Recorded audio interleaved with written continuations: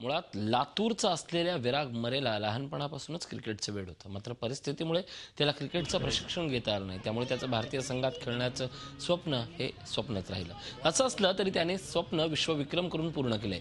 विराग मरे याने सलग 50 तास 4 मिनिट आणि 41 सेकंद बॅटिंग करून एक नवा विश्वविक्रम केला. हा विश्वविक्रम रचताना त्याने जवळपास 2500 ओव्हर्स खेळून काढल्या. त्यात त्याने 150 बॉलर्सचा सामना केला. 5 दिवसांमध्ये विराजनं यामध्ये 27 वेळा ब्रेक घेतला तर तो 7 वेळा आउटही झाला. त्याच्या विक्रमाची नोंद गिनीज बुक ऑफ वर्ल्ड रेकॉर्डमध्ये करण्यात आली आहे.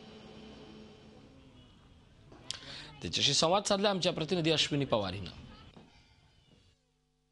भारतामध्ये क्रिकेटला खेळ नाही तर धर्म मानलं जातं आणि क्रिकेटच्या याच प्रेमाखातर विराग मरे याने एक नवीन वर्ल्ड रेकॉर्ड केलेला आहे. विरागनं तब्बल 50 तास 4 मिनिट आणि 51 सेकंद बॅटिंग केलेली आहे आणि त्याच्या रेकॉर्डची नोंद जी आहे ती गिनीज बुक ऑफ वर्ल्ड रेकॉर्डमध्ये झालेली आहे. विराग आता माझ्यासोबत आहे.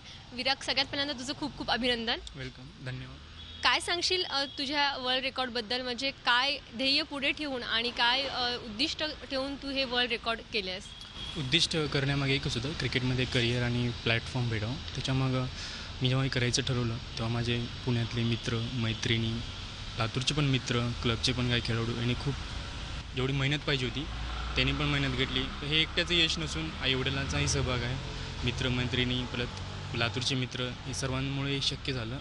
त्याचा पण आनंद आहे की आपण जे मेहनत केली होती 2 वर्ष 3 वर्ष त्याची नक्कीच कुठेतरी नोंद झाली. आणि देशाचं क्रिकेटमध्ये अस्तित्व नसताना पण मी एक देशाचं नाव उंचावू शकलो, महाराष्ट्राचं नाव उंचावू शकलो, जिल्ह्याचं नाव करू शकलो.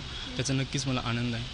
मित्रांमुळे मैत्रिणींमुळे परत काही क्लबचे खेळाडू होते. पुण्याचे अतुल गायकवाड सर याने पण खूप मदत केली. नेक्स्ट क्रिकेट अकॅडमीचे हेड आहेत त्यांनी पण मला बॉलिंग मशीनसाठी मदत केली.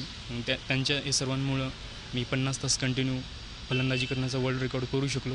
व्हिडिओ जर्नलिस्ट प्रदीपसह अश्विनी पवार, झी मीडिया, पुणे. झी 24 तास रहा एक पाऊल पुढे.